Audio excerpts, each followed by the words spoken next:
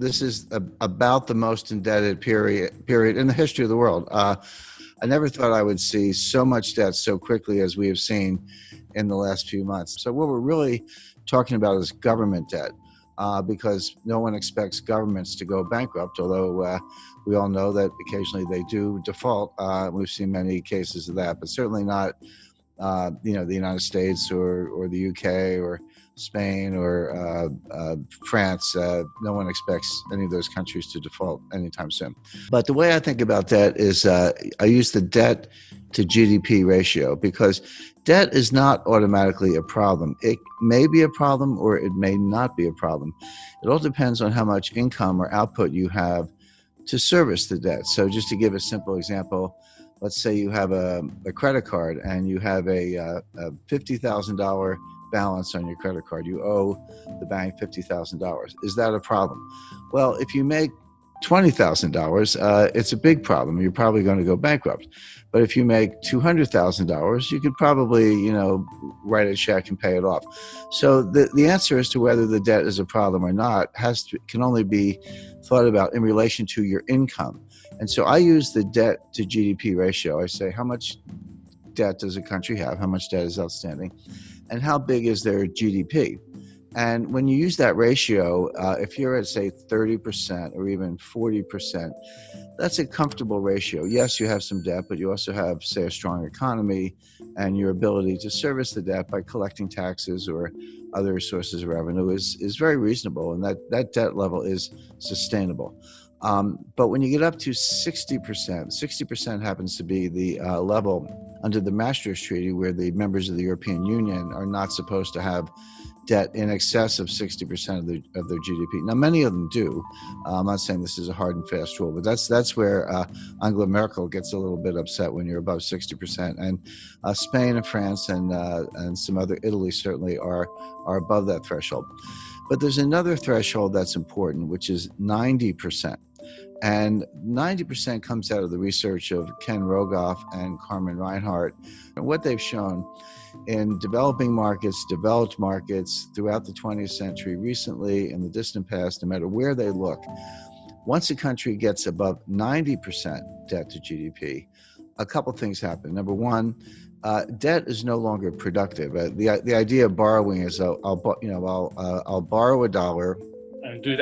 I'm going to do something with that money. Huh? Yeah, I'll borrow the $1, I'll spend the $1, but I'll get $1.20 of GDP because, I'll spend it on something, but then the recipient, he'll spend it, and then someone else will spend it. And by what's called velocity, or the turnover of money, you'll actually get more than you borrow. That's Keynesian economics, very simplified version of it.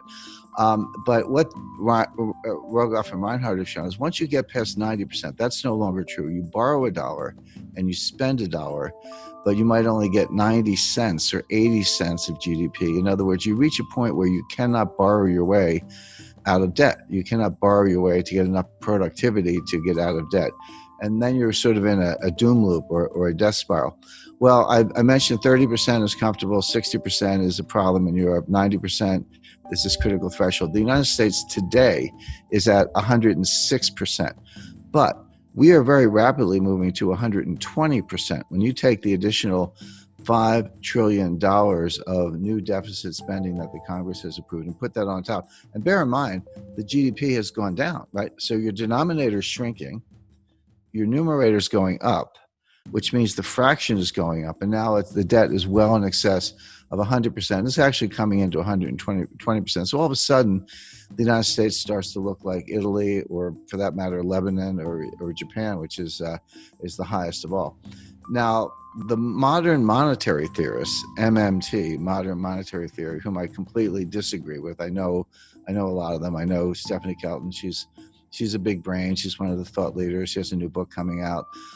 They say, so what? They say it doesn't matter. That you can take your debt to GDP ratio to not only 100%, but 200%, or in theory, even 300%. It just doesn't matter for two reasons. Number one, you can always print the money to pay off the debt. By the way, everything I'm talking about does not apply if you're borrowing in a different currency. If you're Argentina and you print pesos, but you're borrowing in dollars, that's a problem because you can't print dollars. But of course, the United States can print dollars. The ECB can print euros.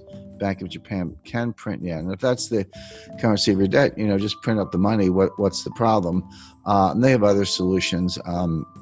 If inflation starts to take off, just raise taxes. I'm not so sure about that.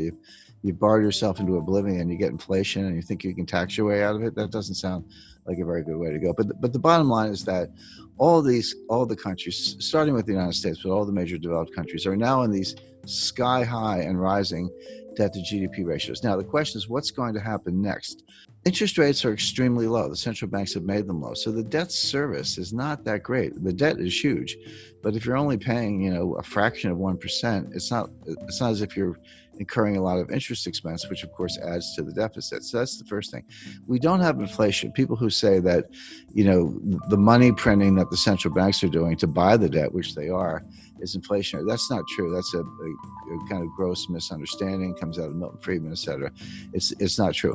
What does cause inflation is velocity, which is the turnover of money. People lose confidence in money, and they spend it, and someone else gets it and they spend it. Everyone's spending it because they want to run into hard assets, land, gold, silver, fine art, real estate, et cetera, or just buy a car because they think the price is going up, or a refrigerator, whatever it is.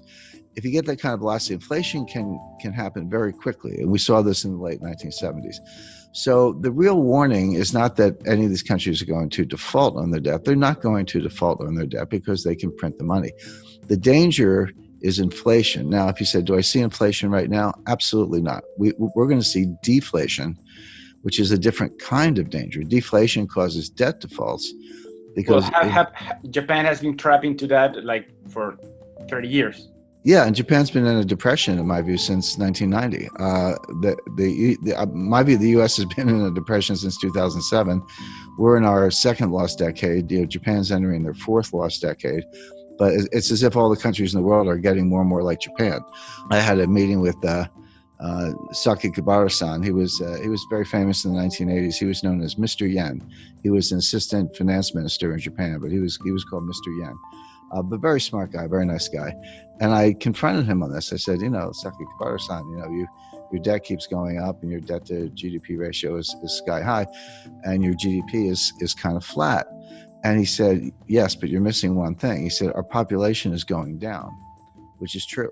So on an overall basis, they're flat, but on a per capita basis, their GDP is actually outperforming.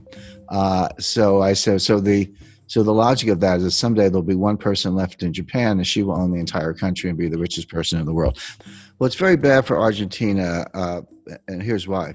If you, or Chile for that matter, if you borrow in dollars and then we have deflation, what does that mean? It means the value of cash is going up, but it also means the value of the debt is going up. So even if you have very low interest rates, which we do, when you borrow in dollars and the dollar is worth more, that's what deflation is. Your dollar is worth more. That means your debt is also worth more, meaning you owe more debt in real terms. The nominal debt's the same. So if you borrow 100 million, you owe 100 million. That doesn't change. But if you have deflation, so that the 100 million is actually more valuable. See, this hasn't happened since the 1930s. People don't understand. No one alive has really lived through a strong deflationary period. A lot of us have experience with inflation. We had it in the United States in the late 70s, and you're right, Argentina's had it on multiple occasions, and we can name other countries. People have a sense of what to do in inflation, but no one alive has experienced serious deflation since the 1930s.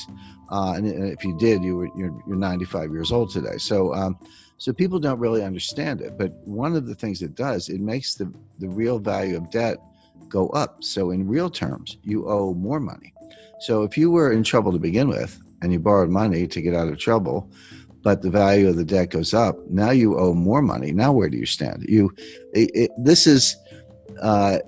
may not show up in interest payments, but every dollar becomes more and more difficult to get. The dollar's worth more. So what it means is that you see a strong dollar. Now, your local currency could be weaker against the dollar. That's true. That could help exports. It could help tourism. So, there's no tourism right now. There's Yeah, not going to be more tourism. well, you make a good point. There is no tourism today. I'm on a mountain, and you're in a home or studio or someplace. So right, there's no tourism going on today. But assuming it comes back next year, if you have a really strong dollar, in theory, an American could, or European for that matter, could look at Argentina. I've been to Argentina many times. It's one of the most beautiful countries in the world, and nice people, great restaurants. So, but it could look kind of like a bargain to somebody with a very strong currency. Sure. But that's not really Argentina's problem. Argentina needs more high-tech industry, more high-value-added industry. It needs to break out of what's called the middle income trap, where you get to a certain point, but you can't get past that point because you can't just do it with assembly style manufacturing jobs. You need high value added jobs. You need technology is what you need.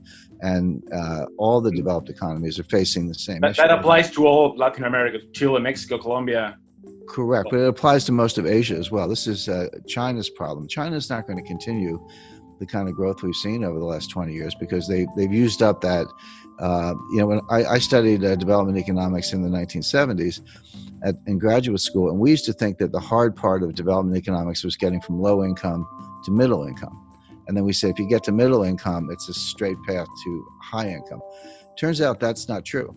Getting from low income to middle income is actually pretty straightforward. You have to get rid of corruption and you need to ease up on regulation. But you can, if you have foreign direct investment and people come from the country to the cities and you do, kind of simple manufacturing, et cetera, you can get a really good export machine going and earn hard currency reserves. So that part's easy. The hard part is getting from middle income to high income, because it turns out you can't just do more of the same. You actually need more high value added. You need technology today, and that's what I would advise every country to be working on, including Argentina, where the Argentina has a very very highly educated workforce. I mean, Argentina would be a good case to why don't we make iPhones in Argentina instead of China, and we're going to bust up. The United States is going to bust up the supply chain to China. We're going to shut over time. Won't happen overnight, but we're going to pull those factories out or shut them down and move them elsewhere. So the question is, if I were advising any developing economy, I would say, how can I become a supplier to the United States? If they're going to get rid of China, which we are for a lot of reasons, I'd want to be in the list. And we're actually looking at Jordan as a country that could make cell phones. India is a big case because they have cheap labor. Argentina, I think, is a better candidate because they have a more highly educated workforce.